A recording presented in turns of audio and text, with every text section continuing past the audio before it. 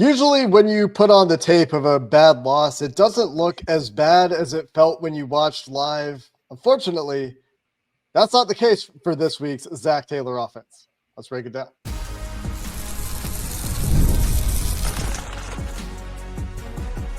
You are Locked On Bengals, your daily Cincinnati Bengals podcast. Part of the Locked On Podcast Network, your team every day. What up, Bengals fans, and welcome to another episode of the Locked On Bengals podcast, part of the Locked On Podcast Network, your team every day. I'm Jake Liscow, joined today by Mike Santagata at Bengals_Sands on socials, where he will tell you all about his favorite coaching clinics and the things going wrong with the Bengals offense. That's the case this week, a run game disaster. I'm Jake Liscow, and I'm one of your regular hosts of the Locked On Bengals podcast, where we've had you covered daily as a one-stop shop for all things Bengals going back to 2016. And if you're new, join the everydayers. Join those of you who make us your first listen as we navigate what has become a very tumultuous Bengals season that threatens to spiral and maybe even death spiral, depending on how the next few weeks go. And it's not like it gets easier, but today we're going to take a retrospective and look at how the Bengals approached this game in Minnesota, what went wrong, what can be fixed in the next few weeks realistically as the defenses remain difficult on the upcoming schedule, and maybe we'll get to the defense at the end of the show, time permitting, because the defense mostly was the same defense that it has been. They didn't have any takeaways this week. That's the difference, obviously, with the Bengals giving the ball away infinity times in this game. So we'll see what we have time for on the defensive side of the ball, but the meltdown on offense, it's not just the fumbles, right? As we were talking earlier, Mike and DMs, it's not just the fumbles that you can't necessarily lay directly at the coach's feet, but the ineptitude in the run game is staggering when you look at it on tape. But before we get to what went wrong and why it went wrong and all those things, as you reviewed what the Bengals tried to do in the first half, which is really all we're talking about here because then the game was over, what was the Bengals' game plan going into this matchup with the Brian Flores Minnesota Vikings defense? The game plan seemed to be, one, we're going to establish the run and make our presence felt and try to work the game off of that. They were going under center, running the ball a lot on first down. And if you think of the very first sequence, it was a run on first down, and then a quick screen on second down, and then third down incompletion punt. And that felt like kind of what they wanted to do was just, let's make this easy on our quarterback. Let's give him a run game. Let's give him some screen game, maybe some tap pass type stuff, jet sweeps that he can lean on so that we don't need to ask him to be Joe Burrow. And we'll get there, but it didn't work. I think you realize that this offense needed a Joe Burrow to work out against these, at least the Brian Flores high-level defense. We have seen the Bengals play against, by DVOA anyway, two of the best three defenses in the league in the Cleveland Browns and the Brian Flores Minnesota Vikings. And then I think the Jags were seventh, and that's probably on the strength of them having played Carolina and Houston outside of their game against a half of Joe Burrow and a half of Jake Browning, in which they collected multiple turnovers on the defensive side of the ball themselves and had several sacks. So it's not like their defense by DVOA probably even measured up that poorly against the Bengals. So they've played some top defenses so far this year. That has something to do with the results. It's not like it gets easier, though. The Packers are 1 in DVOA for defense. They're a couple of weeks away. Denver is one of the lower, and I think everyone thinks they're better than this number. I think they were like 13th or 14th by DVOA, but they have a very, very good defensive front, and obviously the defensive player of the year at cornerback. Not like that gets easier. Detroit maybe is the quote-unquote easiest defense this team will see in the first 6 games of the season, and I think that's a pretty well-coached unit. That being said, that's not really an excuse for the performance that we've seen from this team. When you have that approach to a game, you would think that it would look like you have practiced these plays before in some cases, especially in the run game. What other easy buttons did the Bengals try to use early? Was there anything that we saw different from them in the passing game before this thing got out of hand that you thought, that's a nice wrinkle that they put in for Jake Browning to try to take some of the load off his plate mentally? Main one would just be the play action keeper stuff. I think they tried a couple of those and didn't work too well. The bizarre thing on one of them, and this was a completed pass to Noah Fant. I don't remember how long it went for. He took forever to get the ball to Fant. Like, he's sitting wide open in the flat. And this is where, like, you don't have an offensive performance this bad without everybody having some level of stink. Like, Browning was just off. Like, and you see the 2 picks, but it's more than that. Like, by not getting the ball to Fant earlier on that keeper, well, now he can't gain yards after the catch. And that's one of Noah Fant's best attributes as a tight end, be getting yards after the catch. Same with the other play. He ends up getting that first down, but Browning puts it high and inside. He has to jump and contort his body to catch it. So if we get that down, he can run fast. He can turn into a runner faster. So a couple of the easy buttons, like those keepers, ended up kind of being a detriment because Browning he missed the easy button. He missed pressing the easy button. So we have issues along the offensive line. We have issues at quarterback. You got Jamar Chase putting the ball on the ground. You got Chase Brown putting the ball on the ground. You got Samaje Perine putting the ball on the ground. You got Noah Fant putting the ball on the ground. You got Cam Grandy putting the ball on the ground. I feel like I should never have to say putting the ball on the ground 5 times in a row about different guys, and yet that's part of the problem too. And that's not something you scheme up, obviously, but accentuates the errors where you go from a potential 10-17 game to a 3-24 game to very quickly a 30-something to 3 game at halftime due to a comedy of errors in a few plays. Obviously, ignoring how badly the plan went and how badly it was executed. If you turn the ball over 5 times, including 3 times in 4 plays, that's what a game is going to look like. I think that point has been made by Zac Taylor, by other observers of this football game. But the concerning thing when you take a step back and you look at the film again and you think about what we've seen from this team through the first 3 weeks, Mike, that I want to get to next is there are these trends in the run game in particular that are making the Bengals so easy to defend. Even if Joe Burrow were out there, I think this would be pretty tough right now with the state of the Bengals run game. Maybe the run game actually performs a little bit better with Burrow. I think there's an argument that everything could be like just a touch better if you still had your quarterback that makes your team go, which is contrary to what a lot of people were saying last week. We tried to, when we talked last week, talk about how there's just a run game issue with this team, and that played out this week. So let's talk about what went wrong. We'll do that as we continue the discussion and dissection of this offense, with the caveat that it's only 1 game. Really, it's 3 games. So coming up next.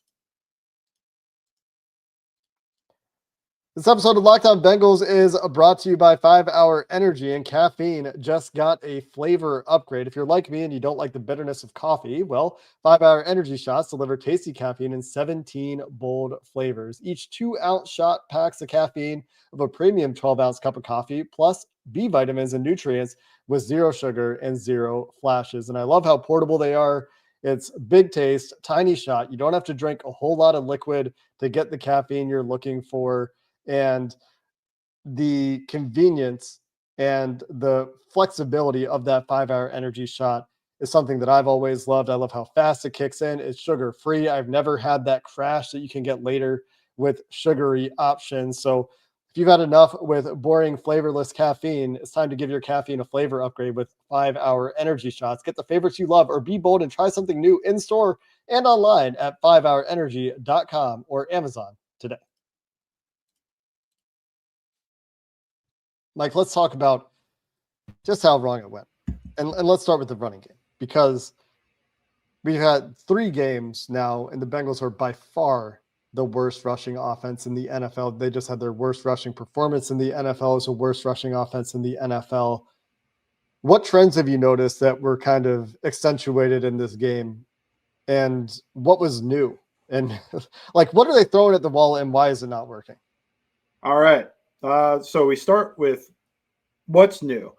They went to wide zone. They went to some wide zone, and it looked like it had never been repped by this team. Perhaps it had not, because it has been a few years since that was a primary staple of this offense. But they went under center. They went pistol. They tried to work horizontally in the wide zone system. And then you think about knowing your personnel. I got Orlando Brown, Ted Karras, and Dalton Rise. will this work? And the answer was no. They tried that power play that they used to run with Eric All in different ways, either under center, but it's the same idea. Motion the one tight end, have him kick out the end, and have the other tight end come through and get the backer, two back power. Well, that was a disaster too. And really, it's bizarre to see an NFL offense have this many missed assignments in week 3, and then also botched assignments. I think you just had both going. It was haywire. It went haywire. And this, because they tried to establish the run and be a run first team to try to protect Browning, it really put the problems to the forefront.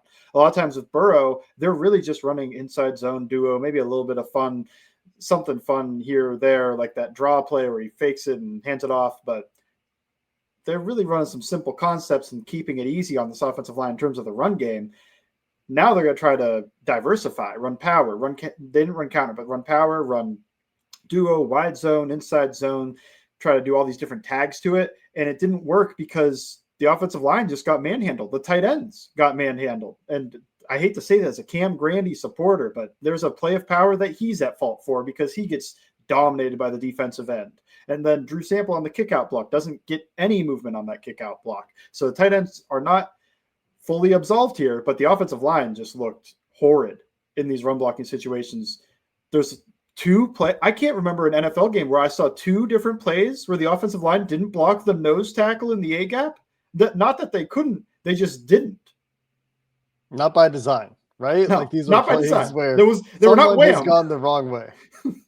It's not wham. Well, it was just, and that kind of makes me think, like, where was the wham and the trap and the counter? I guess you just run out of time because they tried running it first on 4 or 5 drives, maybe on first downs. That they were trying this early down run stuff. It didn't work at all, but maybe that's just not enough time. If nothing's working to get to the trap, the wham. I mean, they maybe ran one draw play. Maybe it wasn't even a draw play. I thought Samaje Perine 12-yard run was a draw play out of their own end zone, but you called it duo, I think, or inside zone, actually. Inside zone. Yeah, they just when you they're making room for the punter, and that was the best run they've had all year. What about Chase Brown? Because I think that I want to be clear about this. I feel like even Zach, when he was talking about the run game, kind of absolved his running backs. I know that Samaje had a fumble, Chase Brown had a fumble. You obviously can't fumble the ball if you're going to be relied upon as a running back. And so that aside, are they missing things, or is this like missed assignments from the blockers, guys getting blown up as blockers, guys getting run around as blockers? It's mostly the blocking. I can't really blame Chase Brown too much. I think the only time I wrote down an actual misread was a Samaje Perine run, oddly enough, where I felt like the center gets blown back a little bit, but he does establish leverage, and he goes against that leverage and goes for like a 3-yard gain, where if he was able to get around him, could have been, I don't know, 6, 7, 8 yards. I don't know how fast Samaje can get through there. But Chase Brown, I didn't really write anything bad down because it felt like he really took the brunt of the offensive line's worst plays. Both plays that they didn't block the nose tackle, it was Chase Brown back there that had to take him on. I mean, the one play that nobody picks, it looks like an Oklahoma drill. It looks like they lined them up, had the fans on the side, and try to just see who would win, the nose tackle or Chase Brown. Pretty devastating. Don't run Oklahoma drills in NFL games. That's not the goal. There's a reason the teams don't use the Oklahoma drill in practices anymore. It doesn't really replicate a whole lot of game situations. What can be fixed in this run game? Obviously, you would expect guys to know their assignments a little bit better and try to block the nose tackle. But there are a number of plays that feature the entire interior offensive line on running plays where they're trying to get downhill, getting blown 2-3 yards into the backfield by a defensive line that, there's some guys on that defensive line that are good players. And Jalen Redmond, I think, maybe chief among them in this game in particular.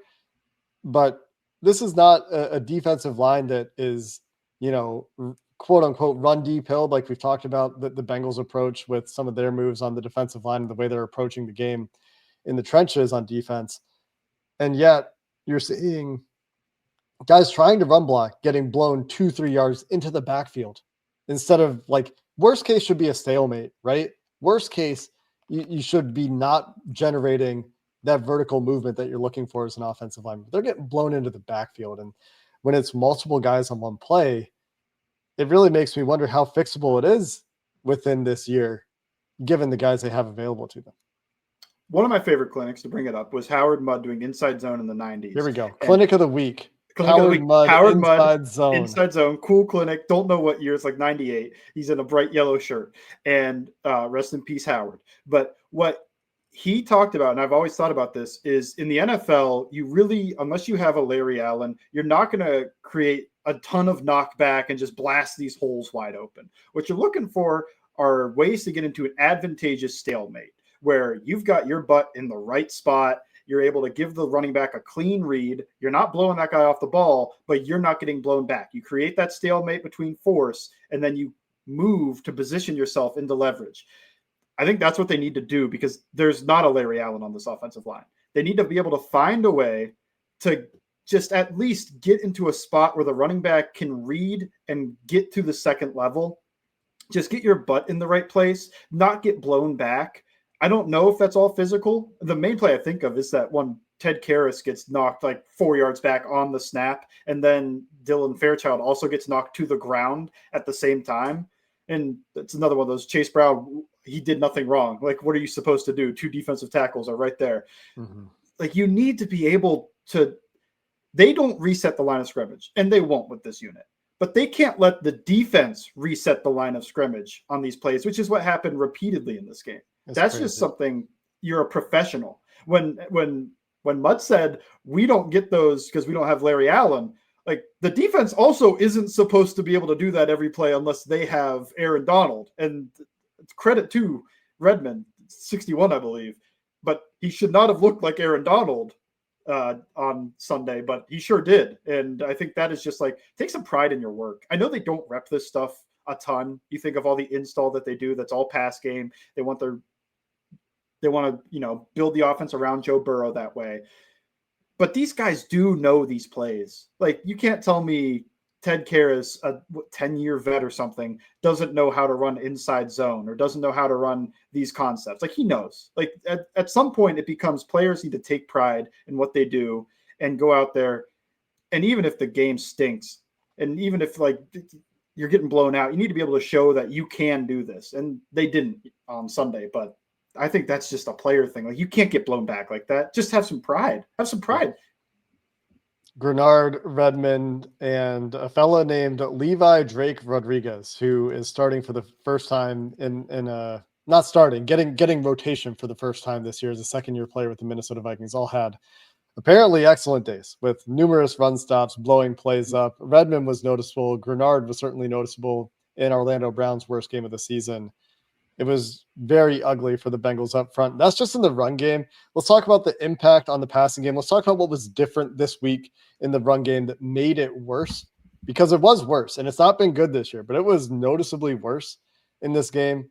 I don't know if we're going to get to the defense, Mike, as this offense is a disaster that needs to get fixed sooner than later, lest it turn into a very ugly death spiral this season. We'll continue the conversation on this offense, this running game, what went wrong in the pass game, and how the impacts are intertwined coming up next. The NFL season firmly underway at this point, and things are not going so well for the Bengals after 3 weeks, even though they're 2-1, but FanDuel can help you get ready for kickoff with this can't-miss offer regardless of what's going on with the Bengals. That offer is when you make your first $5 bet with FanDuel and that bet wins, you'll get $300 in bonus bets to use anywhere on the FanDuel app. $300 in bonus bets if your first $5 bet wins.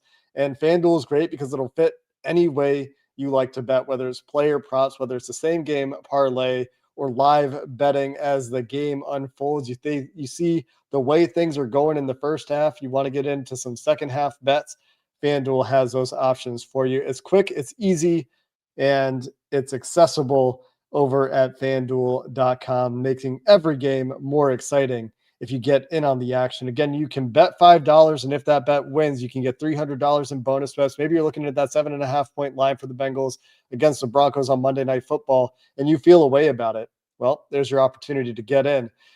Download the FanDuel app right now. You can check it out at FanDuel.com as well. You can get started there. That's FanDuel.com to place your first $5 bet. Mike, what was different this week in the running game? Was it just the violence with which the Vikings played? Was it that they just don't know how to run wide zone and it was just maybe too much for them in a week, but they tried it anyway? What were your biggest takeaways as why it was so much worse this week than an already bad performance from this unit in the run game has been this year? Yeah, I think the wide zone and the power don't help things. I think the other part is they tried to make it the forefront of the game plan, so it was front and center instead of being in the background. And then 3, Brian Flores is a chaos creator as a defensive coordinator. He's a guy that tries to dictate things for the offense, not the other way, or doesn't react to how the offense plays. I think there's certain coordinators that go both ways. And I think Flores is always going to do what he does, for better or worse, which is weird because Belichick to me was a guy that I'm going to adapt to the offense I'm facing. Well, as the chaos creator, it worked too, because it's not just the physical ability, the technical ability, and the missed assignments, but part of missing those assignments was that they were bringing a lot of blitzes. They're playing funky fronts. They were bringing a lot of stunts. And when you're trying to rep wide zone, for example, and they're going to run a 3-man stunt where 2 guys go out and another one loops inside, do you think the team that doesn't rep wide zone knows what to do in that scenario? Probably not. Like, you have to hang back, pass those guys off like it's pass protection, and then be able to push them, displace them horizontally.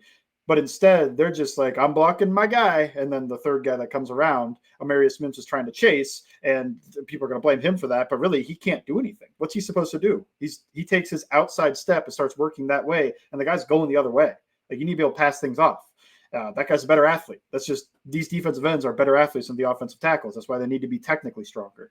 So I think the chaos of a Brian Flores defense really played into it as well. That's why I'm not going to say the run game will be good. I don't even think it'll be average or even passable, but it might look a little bit better this week because I don't think Denver does as much. There's a difference between missed assignments and getting your butt kicked and just getting your butt kicked. They might just get their butt kicked this week, or maybe they'll surprise me, but I'm assuming they get their butt kicked this week, but it won't be, we left the nose tackle for the second time in one game. We left that linebacker just go through and kill the running back. Like, I don't think that'll happen as much this week, but that's part of all these missed assignments and why it looks so bad. Was Brian Flores is also a chaos agent.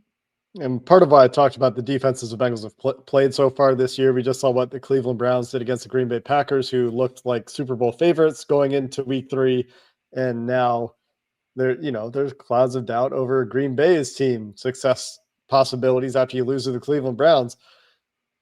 The impact on the passing game, though, and again, you talk about the defenses the Bengals have played, it doesn't help, but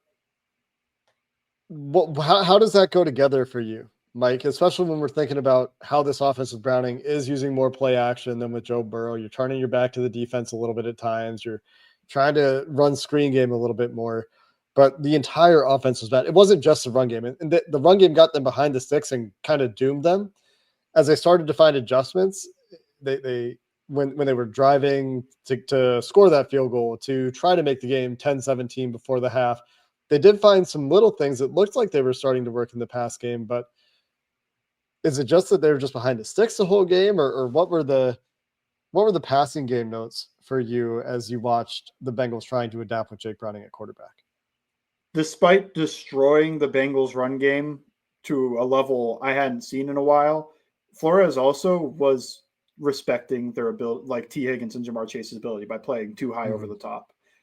And that's also part of what makes it so kind of embarrassing, the Bengals run game performance, is that they weren't even selling out. They weren't even selling out to stop this run game. They'd rather stop the pass. They'd rather stop Jamar Chase, T. Higgins, and force either the run game or Browning to win throwing to Fant, Gesicki, Yosivas. So when you say that, it makes me think of something that a lot of fans are going to bring up, and might even be thinking right now, like when you have T and you have Jamar, shouldn't you be able to use those guys anyway, even if teams are trying to take them away? Like, maybe that's it. Maybe it's just you're so bad at running the ball, you can't make them pay for those plays where they're really selling out to stop Jamar and T. But like, shouldn't these coaching staff be able to put these guys in positions to make more plays than we saw from them anyway? A lot of middle field open beaters in this game. And one that Burrow doesn't really run is a flat 7, which is smash, but instead of the outside guy hitching and the inside guy running a corner,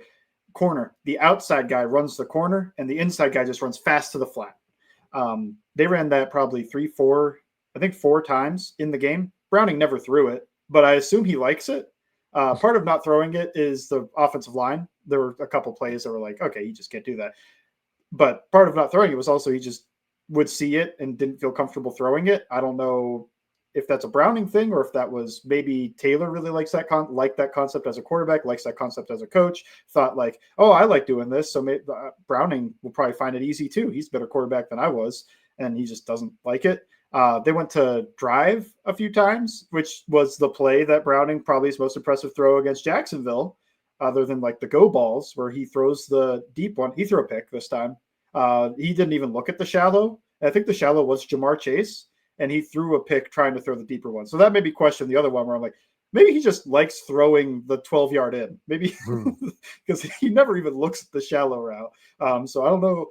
Those are some different drop back concepts they got to. But when the play action game didn't work, the keepers didn't work, the screen didn't work, and the run game doesn't work, that's all you got. All you got left is your drop back stuff.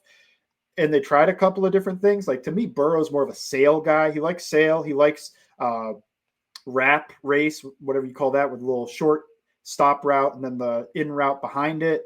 And they didn't really run those. So that made me take a little bit of notice of like, so they're not running the Burrow plays. The other part they didn't run, despite being middle field open team and trying to run a bunch of middle field open beaters, 2 high beaters, is they didn't run Lion, the 2 double slant concept. That feels like a missed opportunity because I've seen Browning make that play. So that one feels like, I don't know if they just got way behind early and just kind of tried to hurry up and figure out what play calls they would get to, but that felt like a missed opportunity because that's a chance to get Jamar Chase on the run. That's an easier throw and concept. It's quick game. It's easy on the offensive line too. So they're moving to these 5-step, 7-step concepts that I talked about, like the flat 7, like drive, and not working the quick game as much. So that was a little bit surprising to me personally, where I was thinking, I know quick game can be hard on quarterbacks, but Browning's a vet, and Browning also has shown the ability to work quick game before. So it's a little surprising to not use it here against this chaos-creating defense. Yeah. What would you change? You have a week to make some changes here. Are you making any personnel changes if it's you? Are you thinking about any personnel changes along the offensive line? Are you thinking about any personnel changes anywhere else?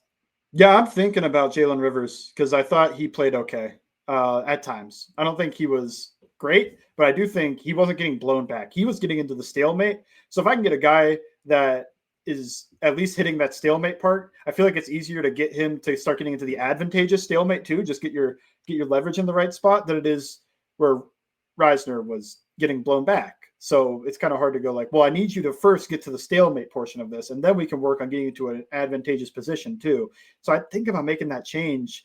And the other one is Ted Karras is a real big concern right now. I think it's 3 straight weeks, and it's not even the highest quality of competition. He has not really faced like premier nose tackles yet throughout this year.